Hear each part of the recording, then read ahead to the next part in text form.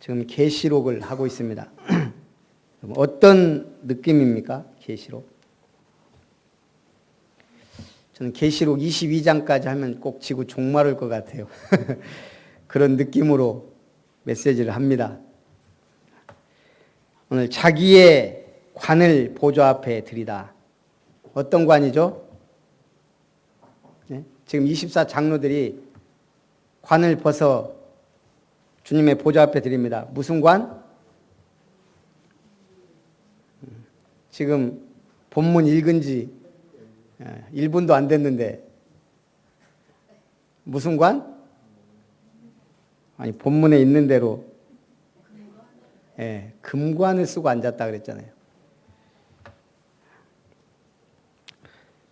어제 태풍이 불었습니다. 제가 꼭 핵심을 가야 되기 때문에 전도 총무가 예비 캠프나 본 캠프 있을 때는 핵심에서 광고를 해야 되니까 사회를 봐야 돼요. 그러니까 이제 태풍이 뭐 심하든 적든 무조건 가야 돼요. 안 가고 이제 누구한테 부탁할 수도 있는데 그때 아니면 또 제가 뭐 광고할 시간도 없고. 그래서 이제 어제 가기로 마음을 먹으니까 이게 날씨가 굉장히 비상하잖아요. 그러니까 또 보겸이가 1시에 막 깨워가지고 거실에 나와서 이제 자는 둥 만둥 계속 날씨하고 이걸 1시 좀 넘으니까요. 뭐 얼마나 유리창 막 때리는 소리 나고 막 그랬었어요. 그래서 야, 이거 진짜 광주 갈 수 있겠냐. 근데 슬슬 새벽 때 가니까 이제 빠른 속도로 올라가더라고요. 그래서 오늘 충분히 괜찮겠다. 그러고 이제 우리 권사님 가신다는데 둘이 가기도 그렇고 그래서 그냥 저 혼자 갔다 온다고 하고 갔다 왔는데 희한하게요. 순천하고 광주는 날씨가 멀쩡해요. 오히려. 근데 주암, 곡성 이쪽이 비바람이 장난이 아니에요. 참 신기해요. 항상 보면은 그쪽이. 보니까 주암하고 곡성 이쪽은 도로가에도 그 고속도로에도 나뭇잎이 막 나무까지 부러진 것도 많고. 그리고 일단 핵심을 갔는데 아무리 둘러봐도 동부시찰 분이 한 분도 안 보여요. 서부시찰 분들은 제법 왔는데 자리도 한 3분의 2 평상시에 많이 안 왔고 진짜 동부시찰은 아무도 안 왔어요. 그러니까 이제 제가 광고하면서 첫 번째 멘트를 날렸습니다. 이게 제일 첫 번째 멘트가 중요하거든요. 내일부터 전도 캠프 합니다 뭐 하면 사람들 듣지도 않아요. 관심도 없고. 남정동에 있는 짜장면집 간판 얘기를 했습니다. 제가 뭔 얘기할 줄 아시겠어요? 태풍은 불어도 철가방은 간다. 나는요 그 주인 참 멋있는 분 같아요. 안 먹어봤는데 지나가다 보면 딱 띄어요. 태풍은 불어도 철가방은 간다. 그 멘트 딱 하고 나니까 이제 분위기가 벌써 쫙 얼마나 좋아졌는지. 그래서 광고를 하고 왔는데요.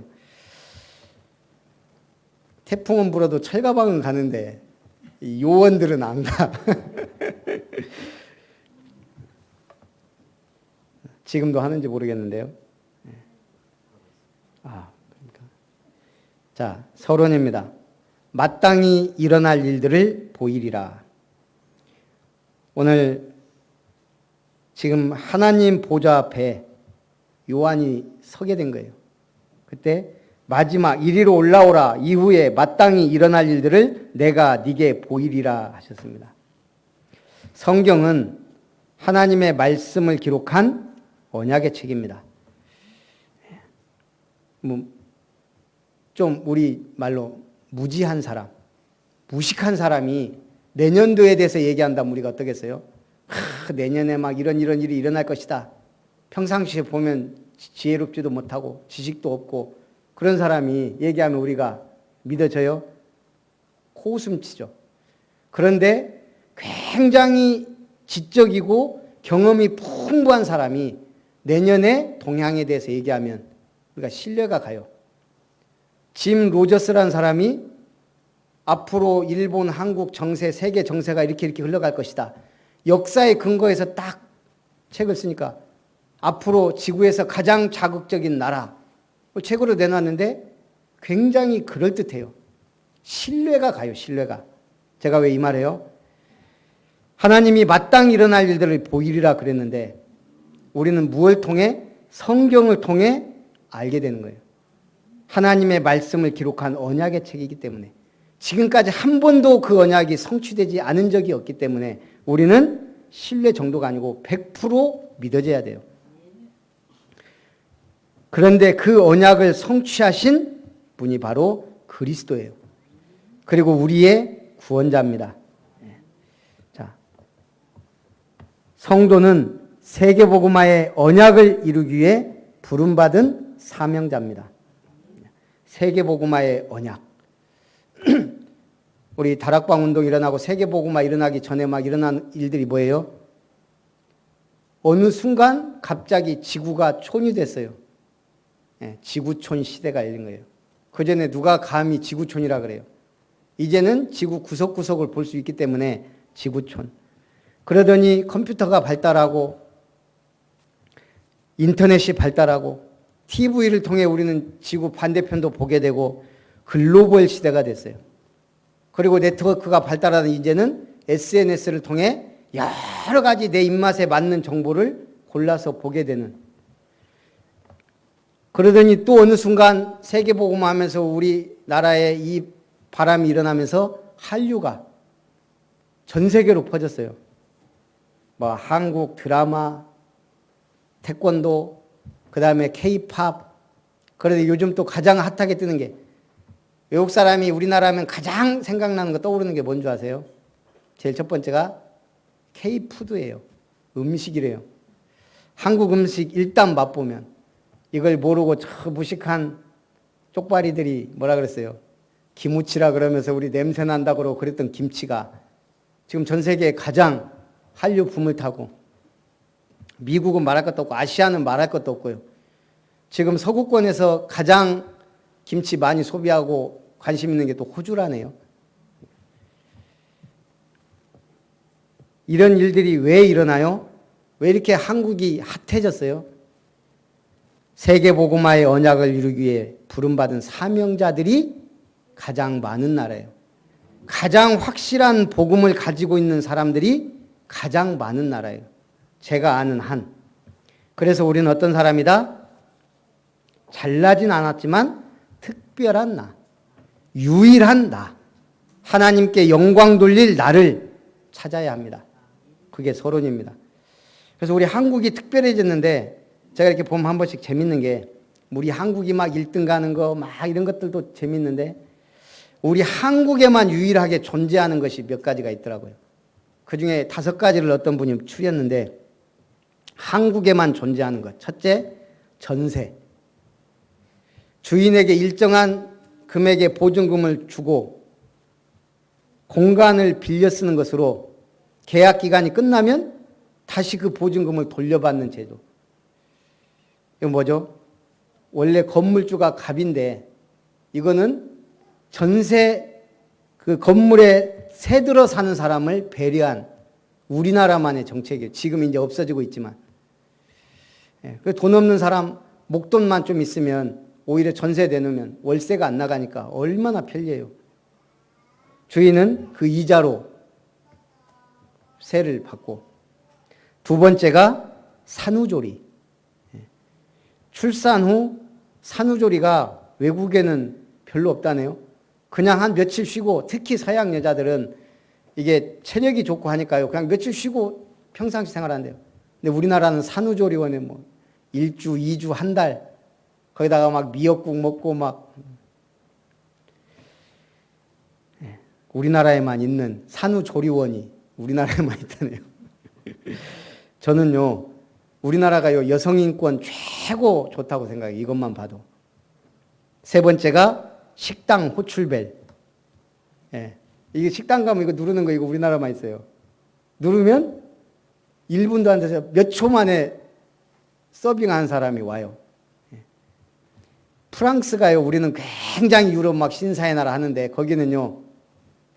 가면 식당에 자리에 앉으면 웨이터가 쳐다도 안 본대요. 그냥 자기 일하고 자기를 어필해야 온대요. 큰 소리를 지르든 막 소리를 흔들든지 가서 등어리를 치든 그래야만 와서 주문을 받든지 뭐래요. 우리나라는 벨 하나만 누르면 한국에만 있는 이것도요. 손님은 왕이라는 최고의 편리성. 그 다음이 주치 감경. 술 마시고 범죄하면 이상하게 봐주는 게 우리나라예요. 왜냐? 이게 술 먹고 정신없을 때 범죄 저질렀다고 오히려 감해줘요. 제가 봐도 이거는 악법이에요. 그래서 유럽은 오히려 술 먹고 범죄하면은 가중처벌 받는데 우리나라는 희한하게 옛날에 그 어린아이 성폭행한 그 사람도요. 오히려 술 먹고 정신없을 때 했다 그래서 15년을 12년으로 감해줬어요. 말도 안 되는. 우리나라 참 좋은 나라예요. 범죄자도 배려해줘요. 그 다음에 마지막이 한국식 나이. 해가 바뀌면 모든 국민이 다 한 살씩 먹는. 똑같이 한 살씩 올라가요. 이게 얼마나 웃기냐면 12월 31일 출생한 아이가 다음날 2살 돼요. 이게 이제 나이가 이렇게 먹어가면 잘 표시가 안 나는데 제가 지금 보겸이 보니까요. 우리 아파트에 1월생, 보겸이 3월생, 그 다음에 7월달생인가 있고 놀이터 가면 또 뭐 5월, 6월 확실히 달라요. 지금 또 보겸이하고 같이 다니는 아이 중에 7월인가 뭐 5월생 있는데 걔는 아직도 젖꼭지 물고 다녀요. 네. 그렇게 차이가 나는데 우리나라는 아시아 대부분 나라가 만 나이라는데 이게 뭐죠? 뱃속에 있을 때부터 아이로 치는 거예요. 태어나면 1살이에요. 우리나라만 있는 독특한 나이.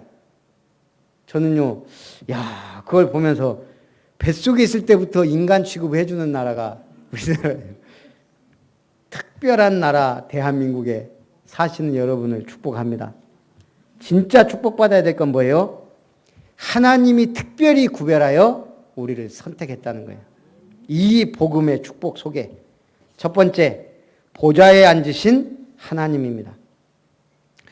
내가 보니 하늘에 열린 문이 있는데 내가 들은 바 처음에 내게 말하던 나팔 소리 같은 음성이 이르러 쭉 내가 성령에 감동되어 더니 보라 하늘에 보좌를 베풀었는데 보좌 위에 앉아 계신 이가 계신다. 하늘에 열린 문이 있고 보좌 위에 하나님이 앉아 계신다는 겁니다. 이게 중요해요. 하늘문이 닫혀 있다고요? 열려 있다고요? 열려 있다 이 말입니다. 그러면 확실하게 그 문을 통해 기도하는 자에게 하나님은 모든 응답의 문을 여신다는 거예요. 그 모양이 벽옥, 홍보석, 또 무지개가 보좌에 들렸는데 녹보석 같더라. 우리가 상상할 수 없는 어마어마한 보석 같은 것. 그 앞에는 수정 같은 유리바다가 쫙 있고요. 보좌에 들려 24보좌들이 있고 24장로들이 흰옷을 입고 머리에 금관을 쓰고 앉았더라. 얼마 전에 TV에서 잠깐 나왔는데 돌을 그렇게 종류별로 모은 분이 있더라고요. 근데 순천 분이에요. 그래서 제가 이제 봤어요. 야, 이건 보물창고가 있다 해서 가봤는데 수석을 그렇게 많이 전시해놨는데 특이한 것들. 학이 널러가는 모양이 있는 거, 뭐 꽃 문양 이런 것 뭐 말할 것도 없고요. 숫자로 0부터 9까지 이렇게 무늬가 있는 돌도 다 만들어 놨더라고요. 어느 날 돌에 관심 갖기 시작했는데 이게 모으다 보니까 갖고 자기가 가장 아끼는 거 그걸 이제 딱 전문가한테 했는데 얼마? 10억 원. 돌멩이 하나가. 물론 좀 큰 돌인데 거기는 산 모양이 이렇게 쫙 3가지 산이 있는데 명암이요.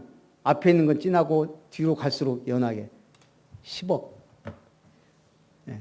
돌 주스러 다니고 다니지 말고 이게 이 사람은 어디를 가든 이제 그런 돌만 찾아다니는 거예요.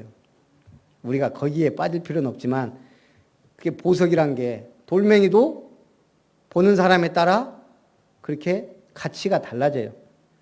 그런데 하늘에 있는 돌은 그 정도가 아니고 모든 게 보석으로. 그 보좌에 들려 24보좌들이 있고 24장로들이 흰옷을 입고 머리에 금관을 쓰고 앉았더라. 금관을 썼다. 금관은 뭘 상징하죠? 변하지 않는 신분. 면류관은 누구에게 줘요? 계시록 2장 10절에 죽도록 충성한 자에게. 오늘 24 장로가 금관을 쓰고 앉아있는데 이들은 어떤 사람들이에요? 하나님의 나라 복음을 위하여 죽기까지 충성한 자들이에요. 제가 볼 때는 아마 12 사도와 이 복음을 위해 가장 헌신하면서 순교한 분들이 아닐까. 하나님의 7영이 있고 주위에 4생물이 있는데 앞뒤에 눈들이 가득하더라. 자, 4생물이 있는데 특별히 눈들이 가득하더라를 강조했어요. 우리 다 눈을 갖고 있어요. 좀 보니까 눈이 4개인 분도 제법 있는데 눈을 보고 우리는 뭘 해요? 봐요. 우리가 보는 게 얼마나 한정적일까요? 제가 볼 때는요. 전 세계 0.0000001%도 못 보는 게 우리 눈이에요. 우리는 우주, 지금이나 하니까 인공위성이나 이런 걸로 좀 보지 우주가 어떻게 흘러가는지. 우리는 땅속도 전혀 모르고 바닷속도 우리는 몰라요. 미생물의 세계는 더 보이지도 않고 우리가 보는 거는 정말 아주 극히 그래서 하나님은 예리한 통찰력으로 지금 천사들이 하나님을 보좌합니다. 우리 눈은 모든 걸 볼 수 없습니다. 극히 단편적인 것만 보고 삽니다. 하나님도 다 보지 않습니다. 왜요? 하나님도 다 보면 머리 아파서 못 봐요. 그래서 눈들이 가득한 천사들이 하나님 앞에 보고하는 거예요. 모든 걸 보면서. 그만큼 눈이 중요합니다. 왜요? 봐야 아니까. 뉴에이지 상징이 뭐예요? 피라미드의 가장 위에 모든 것을 보는 눈. 그게 뉴에이지 상징이에요. 뭐죠? 하나님처럼 보고 관리하겠다라는 이 사람들의 무언의 메시지예요. 모든 것을 볼 수 있는 분은 하나님밖에 안 계셔요. 그 하나님이 지금 천사들의 보좌에 앉아서 24 장로가 둘려있고 그 위에는 4생물이 지금 하나님을 보좌하는데 눈들이 가득하고 그 첫째는 사자 같고 둘째 생물은 송아지 같고 셋째 생물은 얼굴이 사람 같고 넷째 생물은 날아가는 독수리 같다. 뭘 상징할까요? 사자, 송아지, 사람, 독수리 뭘 상징해요? 전혀 감이 안 와요. 그리스도의 모습들을 상징해요. 그 중에 첫째는 사자는 뭐예요? 동물의 왕, 위엄을 상징해요. 그래서 우리가 마태복음을 왕 대신 그리스도 사자복음이라 그래요. 사자처럼 용맹하고 위엄스럽고 권세와 능력을 가지고 온 만물을 통치하시는 그리스도. 그래서 마지막에 마태복음 28장 예수님 뭐라 그래요? 하늘과 땅의 모든 권세를 내게 주셨다. 그러므로 너희는 가라. 두 번째 송아지는 희생과 헌신이에요. 예수님은 마가복음이 고난과 희생당하신 그리스도를 나타내요. 마가복음 10장 45절이 대표 선구예요. 인자가 온 것은 섬김을 받으려는 것이 아니요 자기 목숨을 많은 사람의 대속물로 십자가에 죽기 위해 우리를 위해 고난받기 위해 오신 그리스도를 강조해요. 그래서 마가복음은 송아지 복음이라고도 해요. 세 번째는 근데 우리가 소하고 소처럼 일하면서 인간의 편익을 위해 사는 동물이 또 하나가 있어요. 우리나라에는 별로 없는데 그게 낙타예요. 낙타. 낙타는 물 없이 3일을 버텨요. 그리고 이 혹에 지방을 갖고 있어가지고 거기서 수분도 보충한다네요. 그러면서 고대부터 그래서 대상무역에 이용이 됐어요. 죽은 뒤에는 식용으로 바쳐져요. 털은 직물과 옷감으로 통째로 인간의 편익을 위해 존재해요. 우리 소처럼 평생 일하고 죽으면 고기와 가죽을 제공하고 버릴 게 하나도 없어요. 머리부터 꼬리까지. 그렇듯이 너무너무 유익한 이 소처럼 예수님도 우리를 위해 모든 걸 희생하셨다는 게 마가복음이에요. 누가복음은 인자복음이라 그래요. 사람의 몸을 입고 나타나신 그리스도. 그래서 여기도 누가복음에도 뭐라 그래요? 인자가 온 것은 섬김을 받으려 함이 아니요 자기 목숨을 대속물로 주려 하심이다. 그래서 다른 복음은 마태복음은 하늘과 땅의 권세가 있어 너희는 모든 족속에게 가라. 마가복음은 고난받으신 예수님이 십자가에 죽으셨기 때문에 우리의 모든 문제 해결하시고 우리의 연약함과 질병을 치유하셨다 그랬어요. 그래서 마가복음 16장에는 뭘 강조해요? 너희는 온천하에 다니며 만민에게 복음을 전해라. 무슨 독을 마실지라도 해를 받지 아니하며 뱀에게 물려도 죽지 않을 것이다. 가서 치유해라. 그게 마가복음이에요. 누가복음은요, 예수님이 엠마오로 가는 두 제자에게 나타내요. 아, 이제 예수님 십자가에 죽고 이제 우리 끝났다, 이제. 우리는 메시아 그리스도로 바라봤는데 이분이 십자가에 죽으셨다. 부활했다는 소문이 있는데 그게 소문이지 진짜일 리가 없다. 우리는 우리 고향으로 돌아가자. 그 가는 두 제자에게 예수님이 친히 변형된 모습으로 나타나세요. 누군지 알아보질 못해요. 그래서 예수님이 어디를 가느냐?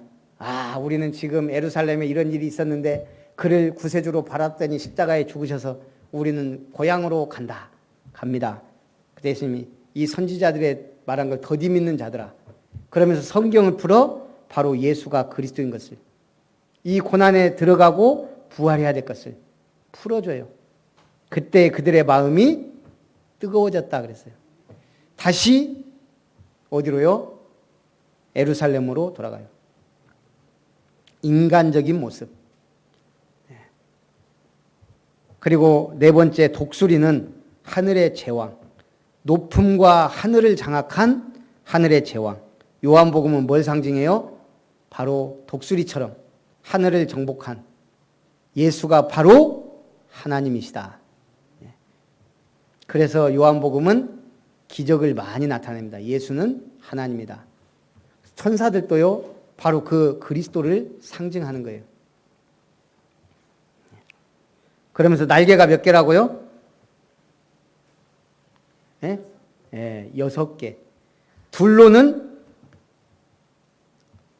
날개 6개로 다 날르는 게 아니에요.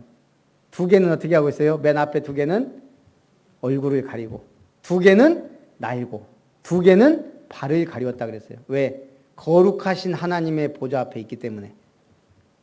그들이 소리 지릅니다. 뭐라고? 거룩하다, 거룩하다, 거룩하다. 주 하나님 곧 전능하시니요. 전에도 계셨고 이제도 계시고 장차 오실 이시라.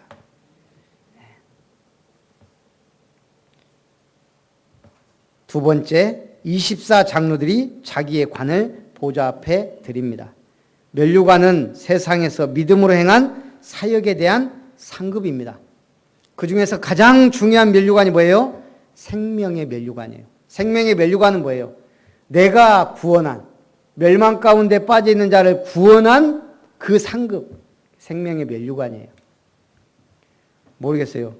100명을 영접시키고 구원해서 제자 삼으면 면류관을 100개를 쓰는지 아니면 보석이 100개가 박혀 있는지 그거는 천국 가봐야 알아요. 하지만 분명한 건 성경은 생명의 면류관을 주시겠다 그랬어요. 장로들이 자기의 관을 보좌 앞에 드리고 하나님께 영광을 돌렸다. 우리 목포의 조 목사님이 제일 무서운 죄가 무슨 죄냐 저한테 물어봤었어요. 옛날에. 그러더니 들킨 죄다 그러더라고요. 다 죄를 짓는데 들킨 죄가 가장 크다.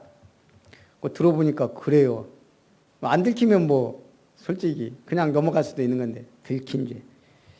앞으로 지금 우리 일본과 경제 전쟁 중인데 이게 요즘에 차 타고 다녀보면 일제 차들이 제법 많아요.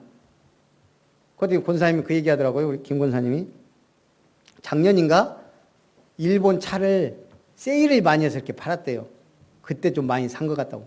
보니까 제품도 다양하고 일본 차가 제법 많아요. 근데 일본 차 타고 다니는 사람들 보면 어때요? 저기 정신이 있냐 없냐, 매국노인가, 좀 그런 생각이. 다행히 우리 교회는 일제 차 타는 사람이 아무도 없어서 다행인데, 솔직히 저는 아무리 돈 많아도 이 불매운동 일어나기 전이라도 일본 차는 안 샀을 것 같아요. 근데 이제 들켰어요. 이제 부산시에서는 전범기업 제품이라고 딱지를 붙여요. 앞으로 제품에. 지금 우리나라에 전범기업이 180 몇 개인가가 들어와 있다네요. 지금 일본이 난리잖아요. 이제는 이 제품은 일본의 전범기업 제품입니다라고 어디선가 충청도에선가 한 군데 하니까 부산에서 이제 광역시는 처음으로. 앞으로 차도요, 이제 불매운동 이후, 지금부터 이제 얼마 뒤에부터 사는 차는 불매운동 이후에 산 차라는 게 나타나요. 왜요? 이제 넘버가 바뀌어요. 지금은 00 뭐에 0000 6자릿수였는데 앞으로 앞에 한 자릿수가 더 늘어나요. 그러면 이제 일본 차 타고 다니는데 7자리 숫자 번호판을 달고 다니면, 아, 저놈은 지금 이 불매운동 기간 중에 샀구나, 들키는 거예요. 우리가 하나님 앞에 가면 다 드러나요. 근데 하나님이 우리의 모든 죄와 그런 것들은 다 가려주시고 오직 복음을 위해 일한 것만 드러내시지 않을까. 그건 제 희망사항입니다. 왜? 예수님이 다 끝냈다 했기 때문에. 그래서 무슨 짓을 하든지 다 용서가 되는데 복음을 위해 산 것이 우리의 상급이 될 줄 믿습니다. 여러분들의 한 전도운동이 하나님 앞에서 면류관이 될 줄 믿습니다. 하나님께서 만물을 지으셨고 주의 뜻대로 있었으며 언약은 반드시 이루어집니다. 그래서 우리는 뭐예요? 언약 붙잡고 기다리는 거예요. 어떤 목사님도 그런 글을 제가 읽었는데, 옛날에 고문을 받아서 그랬는지 손톱이 들려가지고 고생한 적이 있었다고요. 제가 얼마 전에 이 새끼 발톱이 들렸어요. 아이고, 그랬더니 양말 신을 때도 뭔가 살짝만 닿아도 이게 뭐 굉장히 아픈 거예요. 이게 발톱이. 그렇다고 뽑을 수도 없고 자를 수도 없고 그러고 다니다가 제가 미련했죠. 요즘은 제품도 많아가지고 이렇게 그냥 감으면 되는데, 그래 이제 하도 아파갖고 나중에는 이제 감고 다녔어요. 그랬더니 참 편하더라고요. 그러다가 엊그저께 드디어 이 발톱이 이제 떨어졌어요. 예. 얼마나 속이 시원한지. 뭔 얘기예요? 저도 손톱도 그런 적이 있었는데, 그냥 그럴 때는 기다리면 돼요. 새 손톱이 발톱이 날 때까지. 우리가 언약을 붙잡고 있으면 여러 가지 일이 일어나요. 뭐 하면 돼요? 기다리면 돼요. 그냥 문제 있으면 있는 대로, 없으면 없는 대로 누리면서 고통을 인내하면서 기다리면 됩니다. 그러면 때가 옵니다. 하나님께서 내게 주신 언약을 붙잡고 주의 교회를 통해 복음 전파의 사명을 다하고 있으면 됩니다. 그럼 아이고 저는 전도 부담되고 못하고, 참여만 하면 돼요. 오늘 전남로에 동부시찰 전도 캠프 예비 캠프가 오늘 내일, 9월 말일 주에 또 본 캠프, 서부 캠프, 광주 캠프에는 안 갔어도 동부 캠프에는 우리가 참여해야 되잖아요. 또 전도 총무회 교회인데 좀 오늘 회비 15,000원 참석하시기 바랍니다. 그래서 지금 저번에 했던 우리 시스템 캠프를 이제 완성해야 돼요. 최소 시스템 하나는 만들어야 돼요. 우리 그래서 아름다운 미션과 그걸 가지고 한글 학교든지 힐링 뭘 하든지, 그건 이제 오후 때 우리가 조금 얘기를 하기로 하고요. 하나님께서 내게 주신 언약 붙잡고 이 복음 전파의 사명을 다해야 됩니다. 그러면 하나님이 복 주세요, 안 주세요? 우리의 자녀들 책임져요, 안 져요? 제가 얼마 전 유튜브에 보니까 돈 믿고 사고친 대기업 회장의 자식들, 그중에 탑3 나왔더라고요. 당연히 첫 번째가 조현민 씨 나왔어요. 대한항공 고 조양우 회장 막내딸. 뭐 우리가 말 안 해도 땅콩 회항 갑질하고 뭐 여러 가지 일했더라고. 근데 웃기는 건 그 집안은 다 갑질했더라고. 예. 사모님도 큰딸도 그게 그 집안 내력인가 봐요. 두 번째는 요즘 계속 뉴스에 나오는 이선호, CJ 이재현 회장 장남. 경영에도 참여했던 사람인데 마약 밀반입하다가 들켰어요. 적발돼서 지금 시끄럽습니다. 그 다음 인물이 신동학, 롯데 신준호 푸르밀 회장의 장남.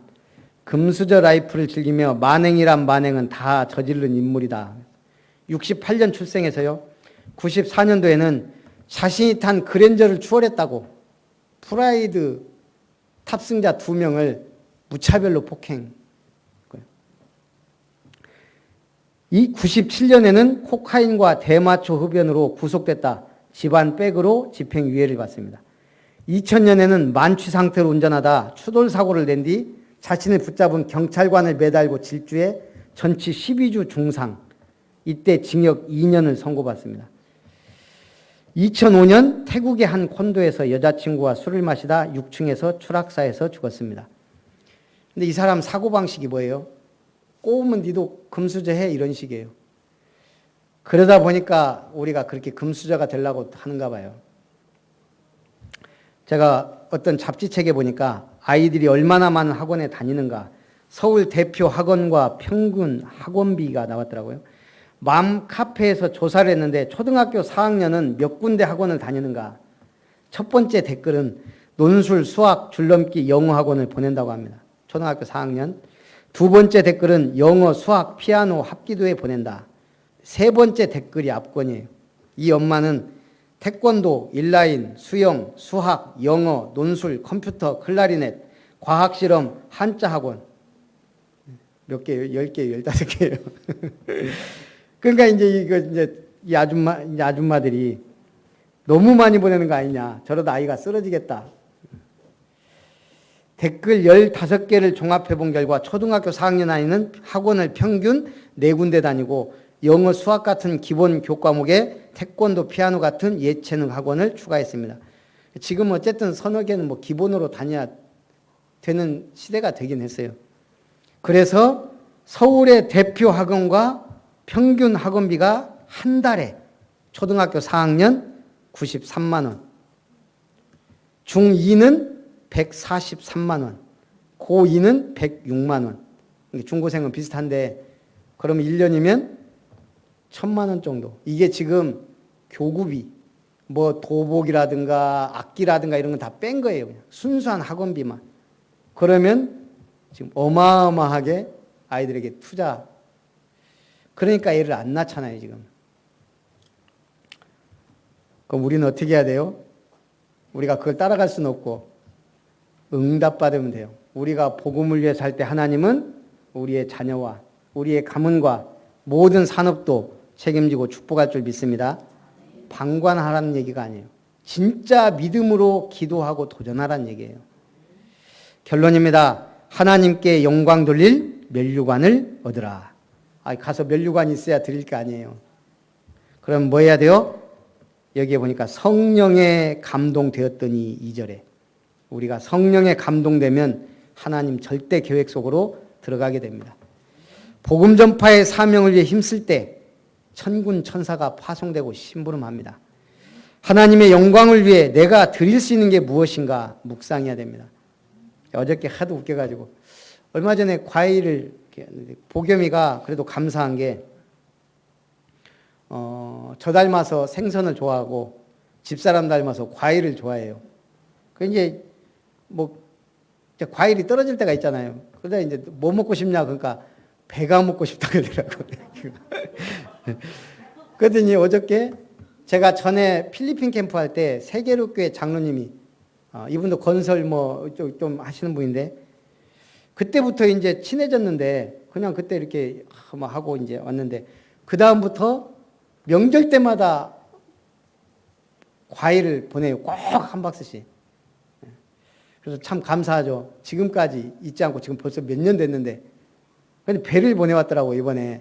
그래서 이제 어제 이제 배를 좀 깎아 먹고 막 잘 먹더라고 두 손에 쥐고. 그랬더니 저녁 때 이제 밤 어제 뭐 집사람하고 또 뭐 이렇게 하고 하다 보니까 10시가 넘어가고 이제 잘 때 됐는데 얘가 안 자고 저한테 배를 갖고 왔어요. 그래서 내가 지금 먹으면 안 되니까 갖다 놔라. 알고 보니까 집사람이 하나 깎아오라고 저한테 시켰더라고. 얘가 배를 갖고 왔는데 내가 갖다 놔라. 내일 먹자 그랬더니 갑자기 얘가 배를 탁 던져보더니 주저앉아갖고 땅바닥을 치는 거예요. 낙심돼갖고. 요즘 자가 하는 게 낙심되면 주저앉아버려요. 그래갖고 땅바닥에 울어요. 어디서 배웠는지 참. 낙심될 일이 아니고 뭐예요? 이제 말할 줄 알거든. 깎아주세요 하면 되거든. 내가 맨 처음에는 그냥 내일 먹자 했지만 지금 그거 깎아주기 싫어서가 아니고 어떻게 하나 보려고 낙심돼갖고 쓰러지더라고. 우리는 하나님께 영광 돌릴 면류관을 얻어야 되는데 그 조금 못 참고 우리가 낙심돼갖고 늘 넘어진다 이 말이에요. 이번 주에 낙심하지 말고 승리하시기를 주님의 이름으로 축원합니다. 살아계신 하나님, 자기의 면류관을 보좌 앞에 드렸던 24 장로들처럼 오늘 우리도 이 마지막 때에 오직 복음과 하나님의 나라를 위하여 생명구원을 위하여 교회를 위하여 헌신할 수 있는 무엇을 드릴 수 있을까 하는 성숙한 신앙인으로 그리스도의 제자로 교회의 일꾼으로 하나님께 영광 드리게 하옵소서. 주 예수님의 이름으로 기도합나이다. 아멘.